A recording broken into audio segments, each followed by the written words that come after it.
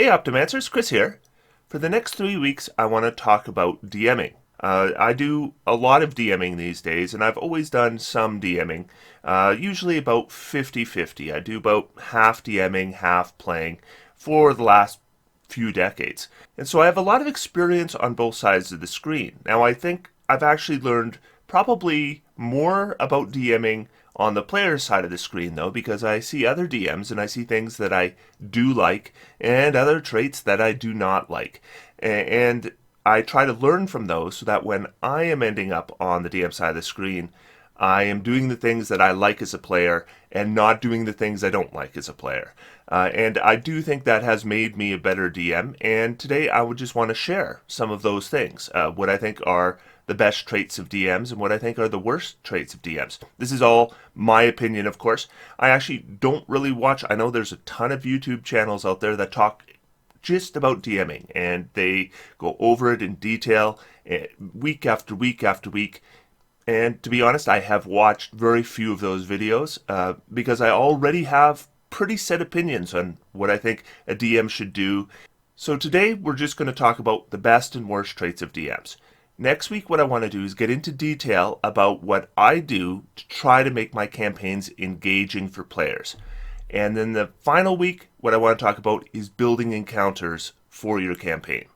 Now, before we get into that, I need to thank my patrons because this series of videos was a request from a wizard level patron, and I want to thank all my patrons who help support my channel. And today I want to call out some of my archmage level patrons who really help support this channel. And today I would like to call out Matt Couch, Maximilian Snyder, Mike Gapik, Nick Lutz, Scott Ballantyne, Sean Bauer, TUM, and Takusin. Thank you all so much for your support. So now, let's go over what I think are the top 10 and the bottom 10 traits of DMs in D&D.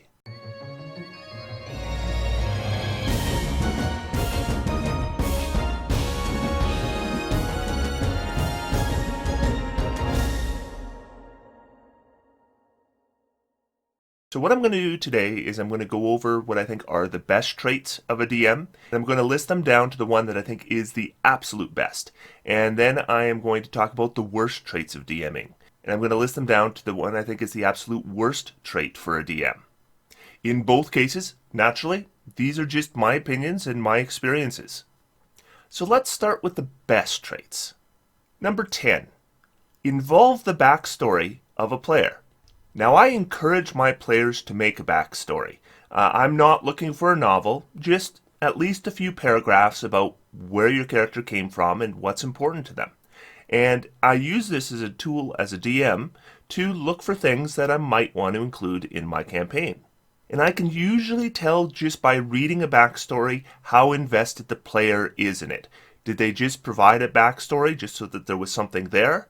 Or did they provide a backstory because they're hoping that I will involve it? And if they are, then I think it is my responsibility to do so. I mean, think about yourself as a player.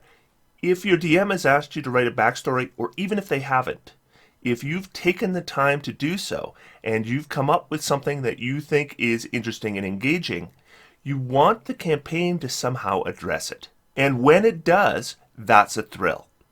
It lets you know that the DM knows your backstory, they care about it, and the story has become invested in it. This also gets the rest of the players involved in that character's backstory.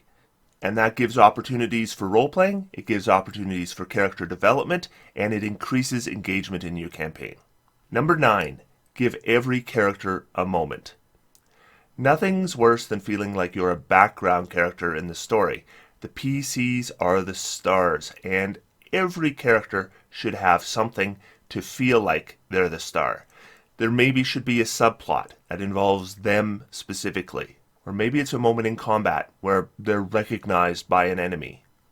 Every PC should have that moment where it feels like they are the most important character. I try to think of points in that campaign where each particular PC will be the star. As a player, I love my moment, and I love other players' moments too, and being able to be a part of that. Number 8, be consistent with your house rules. If you decide in this session that, you know what, for climbing down, acrobatics makes sense to me, so you can use your acrobatics, then the players come to expect that if they're climbing down, they should be able to use acrobatics. So 3 sessions later, there's another call to climb down a rope, and then you say, no, climbing is athletics. If you're going to implement a house rule, stick with it or talk about it. If you're going to get rid of a house rule, it should be something all the players know before it comes up. It is really frustrating as a player to not be able to know what the rules are. That the rules are in the DM's head and nowhere else, and so we don't know what to expect. If a rule comes up during play and you house rule it, that's fine. But if a rule comes up during play and you house rule it, and then a few weeks later you don't, and then a few weeks later you do, we don't know what to expect, and that is frustrating for players. Number 7, build a theme. Every favorite campaign I have ever been in has had a theme. Sometimes the theme will be for part of a campaign. Sometimes the theme is for the entire campaign. And by a theme, I mean maybe your campaign is a horror campaign. Or maybe your campaign deals with mystery. Or maybe your campaign deals with wonder and exploration. Whatever it is, I always try to make sure there's a theme that I can usually discuss with the players in session 0. So they know what kind of mood they want to walk into the session with. If it is going to be a horror campaign, I want the players to know that expect to be creeped out, expect to be disturbed. These are experiences that as a player in a horror campaign, I want. And it's not just about having encounters where I might die. I might have those in any campaign. In horror, I want an emotional reaction. And it really helps if I can walk into the session in that kind of mood. The same kind of mood I have when I sit down for a movie that I know is a horror movie. Number 6, responds to feedback. If the players feel like they're not getting enough choices in your campaign, or maybe there's a little bit of concern that their character doesn't feel like they're involved as they should be, or maybe there's a bit of concern that one of the players doesn't feel like they are able to contribute to combat, or maybe it is they feel like they could use a break in the middle of the session, or maybe they think there's too many breaks, maybe they think the sessions are too long or too short. Whatever it is, when you hear feedback as a DM, this is a player, they're not complaining. They are trying to help you be better. They don't want you to be a poor DM. They want you to be a better DM. And they are giving you the tools to do so. It is very important that if you get feedback, especially if it's critical feedback, that you are not defensive about it. Think about what they said. Consider it. Consider the other players too. Maybe reach out to them. Say, it was mentioned to me that these sessions are going too long. What would everyone think about pulling them back an hour? And let them tell you. If your players agree on something, then that is a definite indication that you need to make a change. Number 5, sessions involve both moments of excitement and role play. As an optimizer, once in a while I'm accused of being somebody who only plays for combat. That's not true. I actually become bored if session after session is just combat after combat. It doesn't matter whether the combats are advancing the story. It doesn't matter whether the combats are meaningful or not. If it's just one session after another of just combat, I get bored with that very quickly. On the other hand, if nothing is happening, I find that frustrating too. There are certain campaigns which are built not about combat, but usually there's still challenges. Usually there's still excitement. Usually there are still moments where there is the chance for failure or success, and that are important. And if your session is lacking in one or the other, I think it makes for a weaker session. And I think this lines up with movies or television or books. When we read a good book, it usually has those moments of excitement, and then it falls back into moments that are more relaxed before it gets into the excitement again. When I watch an action movie, if it's just a bunch of action layered on top of each other without those moments in between, then that action becomes less and less exciting as we move on. The best sessions, just like the best books, just like the best television shows, just like the best movies, involve moments of both excitement and of role play. That brings us to number 4. The best DMs, in my opinion, create the feeling of risk. Now again, it depends on the kind of campaign you're playing. It even to a large degree depends on the system you're using, whether you're playing Dungeons & Dragons or a different tabletop role-playing system. Feelings of risk may involve death, or they may just involve failure. But one way or the other, players should feel like their characters are at risk. If the story's just progressing and everything just seems kind of easy, bit by bit, players are going to become careless. And the reason they're becoming careless is because they're not feeling that risk. And they want that risk. They want that feeling. They want to be on the edge of their seats. They don't want to be just sitting there having a story told to them and occasionally rolling a die. I remember playing the introductory adventure to a Star Wars game. And in that Star Wars game, I decided to play a pilot. And at one of the moments in the campaign, I needed to make a risky landing. Needed to be in this narrow canyon. I was being chased. And so there was going to be this moment of excitement. So the DM asked for my piloting check. And I rolled terribly. So the DM described how things had gotten closer, and I was getting closer to that moment of crashing, and they asked me to make another check. And I rolled it. And I rolled again terribly. And they described how I was getting even closer to that imminent destruction. And then they asked me to make another check. And I rolled it, and I failed again. And it just kind of continued. And the entire table started laughing, because this excitement had just died. Because it became clear to us that I was going to get to continue to roll until I succeeded. So suddenly this entire scenario had become pointless. It also informed us as to what we could expect for the rest of the campaign. And it was the last session we ever played of that campaign. Because everyone had lost engagement because it became clear to us that there was no risk. That brings us to what I think is the third best trait of a DM. A DM who carries a campaign to completion. Before you start a campaign, make sure it's something you're willing to commit to, because it's poor for your players to constantly have to make new characters, get excited about a campaign just to have the rug pulled from under them. If the players are engaged in a campaign, they want to keep playing, but DM after DM that I've played with is super excited about the campaign when they begin it. And as they go on, they become less excited about the campaign. And then at some point, they become excited about a different campaign. So they decide this campaign's going to end and the next campaign's going to begin. But the story hasn't been completed yet. Or maybe they decide they don't want to DM anymore, so they just abandon their campaign in the middle. This is really frustrating for a player because you've promised something. You've promised a story, and you're not delivering the story. You hint at a story that might be interesting, and it never comes to conclusion. It's like reading half a book that you're excited about, and the second half of the book is taken away from you. They usually tell us at the beginning of the campaign, expect this campaign to go from levels 1 through 12. And then we get told this story, and if we can follow through that story, and we get to our level 12, and we get to a big conclusion, and it's exciting, I always have such appreciation for that DM. It's really surprising and frustrating. So few follow through on that commitment. I know when I'm DMing, I try to make sure that I have an ending planned for this campaign, and I carry it through to that ending. If I promise the players they're going to get to level 20, then they're going to get to level 20 unless they lose interest. And that brings us to what I think is the second best trait of a DM. And that's a DM that allows the players to make a difference in the story. As a DM, when I begin a campaign, it usually has some kind of story involved. It probably has some kind of villain. It probably has some kind of plan they're taking into effect.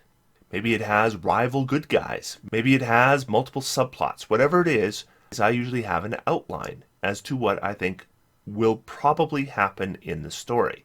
But if I make that concrete, that is really frustrating as a player. Because as a player, you want to think that whether you choose road A or road B, or whether you have a decision to make and you make this decision or that decision, or whether you have a challenge and you succeed or you fail, if that has no bearing on the overall story, then what's the point? I like to have an overarching story, but I like to have that story be malleable. so that when the players choose to, you know what, we're going to take the fight right to the bad guy, or let's try stealing this item that his henchman's been using. When they do so, if they're successful, then I'm trying to think, how is this going to impact my story, and make sure that some changes occur. At least something, so that the players can see what they did mattered. It changed the events.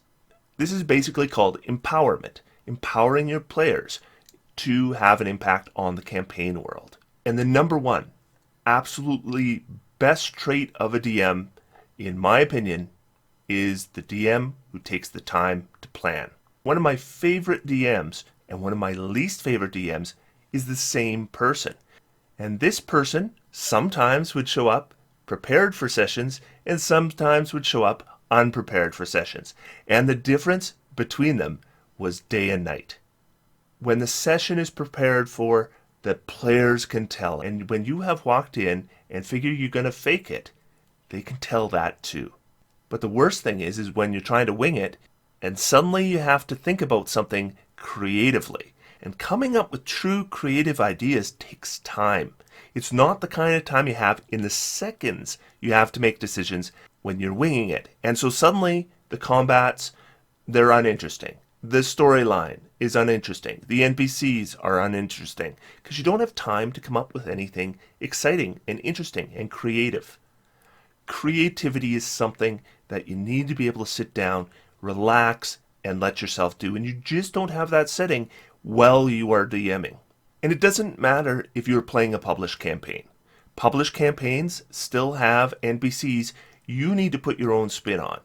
They still have encounters. You need to decide how those encounters are going to play into the overall story. And they're still going to have random encounters. And if you're just rolling on a table during gameplay and say, well, there's 3 gnolls, and then you just have this blank canvas and there's 3 gnolls on there and the party kills them, that's not exciting for anybody. But if you've taken time beforehand, decided there's going to be an encounter with 3 gnolls, how are these 3 gnolls tied to the entire story? How are these 3 gnolls going to approach the party? Why are these 3 gnolls attacking the party in the first place? Or are they attacking the party? Does the party have a chance to talk their way out of it? What kind of terrain are they in? Do any of these gnolls have a tie to the party? How are these gnolls going to promote the theme of my campaign? If none of these things have been thought about, this is a boring encounter, and those are the kinds of encounters you always end up with when you're winging it. So those are what I consider to be the best traits of DMs. Unfortunately, I've had lots of DMs I don't think are very good. And I've had lots of sessions where I have been on the drive home and I wished I hadn't gone in the first place. And that's really bad because I love role-playing. It is one of those things it's one of my favorite things to do in the world. And so when you leave a session and you wish you hadn't been there in the first place, it's got to be pretty bad. And there's certain traits that some DMs have. Some of them are proud of these traits, which I don't understand, that make me not want to play anymore. So I avoid these traits when I am on the other side of the screen, and I encourage you to avoid them as well. The 10th worst trait for a DM is canceling sessions without notice. This is really bad when you are a DM. When you are a player, it's not so bad. You can get away with it because the players and the DM can continue to play without you. But with the DM, of course, you are essential. So I've had it where a DM has canceled sessions after I've driven to the place where we are supposed to be playing, and only to look at my phone and see that the session has been canceled. Now, I understand sometimes there are emergencies, and if there's an emergency, we all understand. But canceling a session because you're sick 5 minutes before the session is not acceptable. You didn't get sick just that very minute. And when you have a DM who is canceling sessions regularly, you don't want to play in that campaign anymore. Number 9, and I know a lot of people will be wondering why this wasn't number 1, but house ruling nerfs randomly. I can't think of the number of campaigns I've been in where the DM witnesses something that is better than they thought it should have been. So as a gut reaction, they make an instant nerf, usually to a PC. So you're playing in a campaign, and let's say you've got a 4th level Gloomstalker Ranger, and you start a combat, and you attack 3 times with Sharpshooter and do a whole bunch of damage. And then the DM says, how did you attack 3 times? And then you say, well, because I get 1 bonus action attack with my crossbow expert feat, and I get 1 extra attack with my attack action with Dread Ambusher through Gloomstalker Ranger. And then the DM says, and how'd you do so much damage with every hit? And you go, well, I use Sharpshooter. That gives me -5 to hit, but +10 to damage on each shot. And then Dread Ambusher, I get an additional D8 on that attack. And then the DM says, well, that's too much damage because I'm having an emotional reaction to how you just did a bunch of damage and killed my bad guy and ruined my encounter. So from now on, your ambush is going to require your bonus action. That sounds absurd, but this happens. And I've seen so many different DMs do this exact kind of thing. If you're actually going to impose a house rule that is going to make a PC worse, that is something that you should never do on the fly. That is a decision you should not be making in a matter of seconds. You need to sleep on something like that, and then you need to talk to that player beforehand, preferably in private, preferably not while other players are waiting for you. And as a player, it sucks. It absolutely sucks to make a character that you're excited about only to have the DM slash it. Now, if I'm a player, and I recognize that my character is becoming disruptive to the campaign, I'm more than happy. In fact, I might be the one to even initiate the idea of making changes. But you don't do it on the fly, and you don't do it as an emotional reaction. Is that ranger going to be doing that kind of damage every round? Is this going to be something that's ongoing? Is this something that's going to overshadow the other players? These are decisions you need to make away from the table, preferably after a good night's sleep. Number 8, has a favorite PC. When the DM has a favorite, it soon becomes apparent to everyone at the table.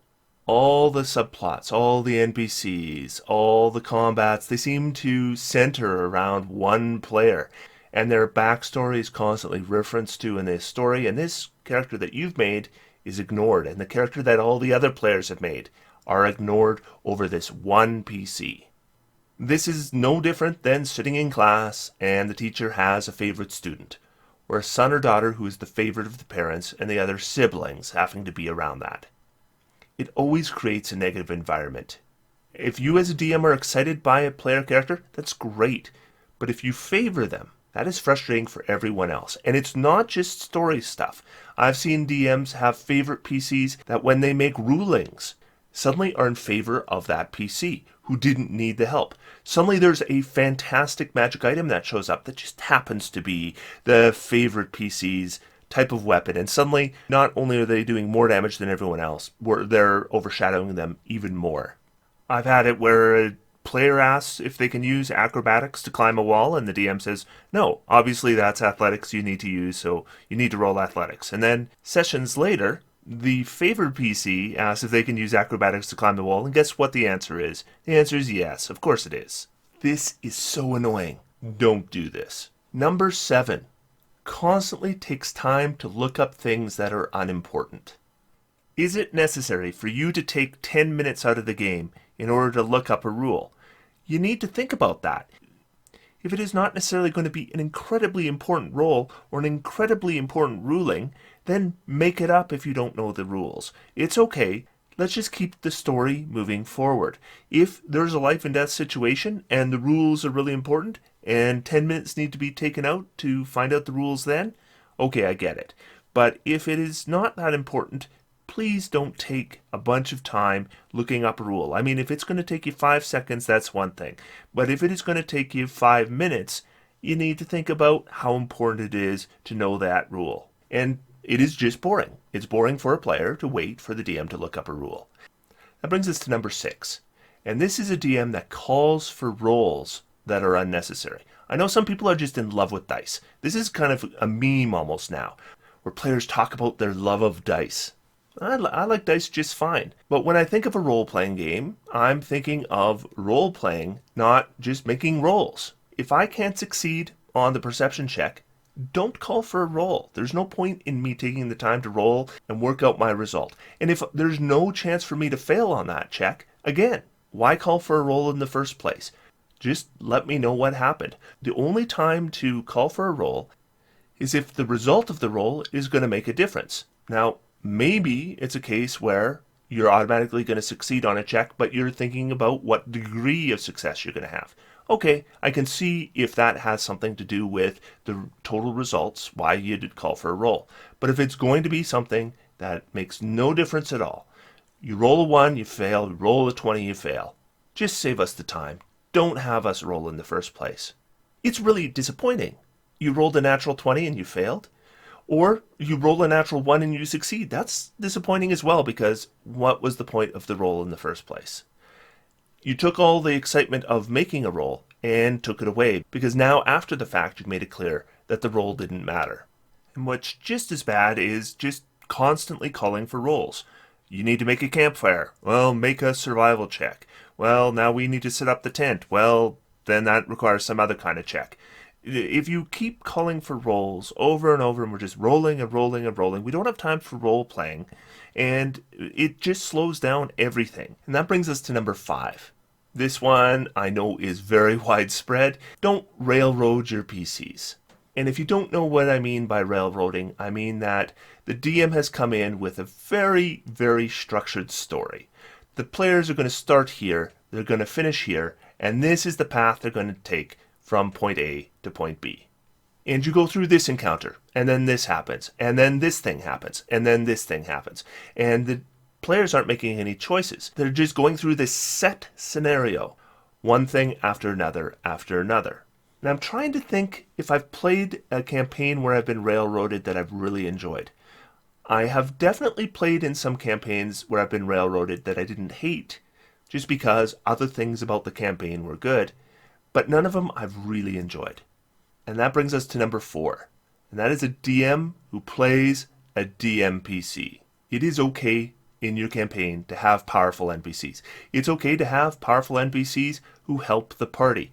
But the NPCs are not the main characters. The PCs should be the main characters. When you bring an NPC into the party and you're playing it like it's your own PC because you wish you were a player instead of a DM, you're making it crappy for everybody. You really are.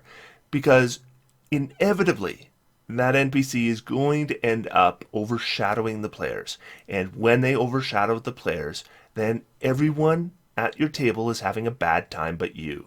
It's selfish. Don't do it. That brings us to number 3, and that is a DM who is adversarial over being challenging. A DM's responsibility is to make the campaign challenging, and so DMs who are constantly making things easy or fudging die rolls to make sure that characters live because they can't imagine having a PC ever fail, I think that's a bad habit of DMing, because we do want risk to be real. But on the other hand, we want the risk to be real, but we should still be on the side of the PCs. I occasionally joke about killing off the PCs, expect a TPK. I pretend that I enjoy killing player characters, but I don't. I don't like killing player characters. If player characters die in a session, I feel bad too. And if you are a DM that goes into sessions thinking, I'm going to beat my players, I'm going to figure out how to screw them over, I'm going to figure out how to make them feel useless, well, you've kind of got a rigged game then, because that's easy enough to do. But if you create that kind of environment, players will fall into it too, and they'll take on an adversarial role against you. So they're going to try to think of rules loopholes that maybe you didn't expect, that they could spring on you. Aha! This is just an awful environment to be in. And if I'm in this environment, I want to get out right away. And for anything to be worse than being adversarial as a DM, it's got to be really bad. And the top 2 I have might not be worse than being adversarial DMs, but they're just really personal pet peeves for me. And number 2 is policing alignment. I was thrilled when 5th edition took alignment largely out of the game. It still exists, but as a mechanic, it's not really in there anymore. And thank goodness for that. That's one of the best things that they did with 5th edition. It is terrible to have your idea of a character. You have your concept. You have an idea as to what alignment they should be. And then you do something that you feel your character would do, and then your DM says, what alignment are you? And you say, well, I'm neutral good. I don't think a neutral good character would do that. If you keep doing that, I'm going to change your alignment to straight neutral. Listen, lawful, good, chaotic, evil, These are all subjective terms. What you consider a good character and what your player considers a good character may be two different things. Let them own their character. If you figure that an NPC has been misaligned, go ahead and change it. But let the players own their own characters. And this is a lead-in for number one. This is, in my opinion, the absolute worst thing a DM can do. And this will automatically turn me off any campaign. And it will turn me off a DM for any campaign they run.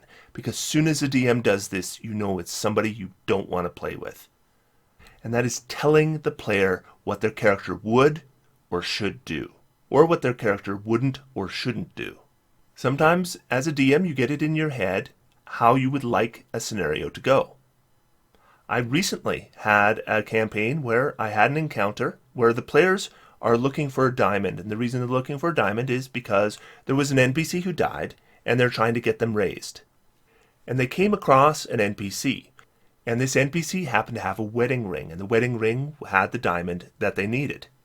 But the thing about this NPC was this NPC had actually been manipulated and coerced by the big bad guy and was essentially serving them. But in interacting with this NPC, they realized that this NPC was hopelessly devoted to her dead husband. And so the wedding ring was really important to her, and she wasn't ready to give it up.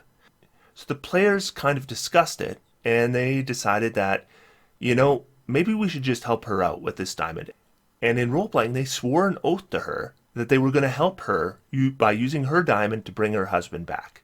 So I thought that encounter actually went really interesting. There was some good character development, there was some good role-playing, and then later on the players were talking and they decided, you know what, we're going to screw her over. We're going to betray her, we're going to steal her diamond and use it for the thing we wanted it for in the first place. Screw her, she's allied to our enemy. And as a DM, my first emotional response is, well, they shouldn't do that. They can't do that. But you need to tell yourself, no, yes, they can. The reason they can do that is because they are the players, and the players get to control only one thing in the campaign, and that is their characters. I get to control everything in the campaign, except for that one thing, and I should just keep my paws off it. That is their decision to make. It is not my decision to make.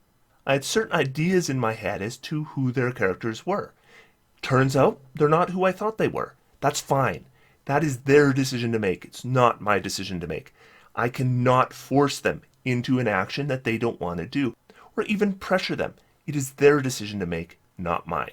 And there is nothing worse, as a player, than getting that one thing you control and having it taken away from you. So that's it. That's my number one pet peeve as a player. And the number one thing that, as a player, you're never going to have to deal with from me for sure. Now, these are just my personal opinions on these. I haven't done any polling on this. This is just comes from my own experience. But next week, what I want to talk about are ways I've discovered that as a DM, you can really get your players engaged in your campaign. So that's coming next week. I hope you'll join me for that. Until then, I'm going to sit back, relax, and have some fun. D&D is for everyone. Thanks, everyone. Talk to you next week.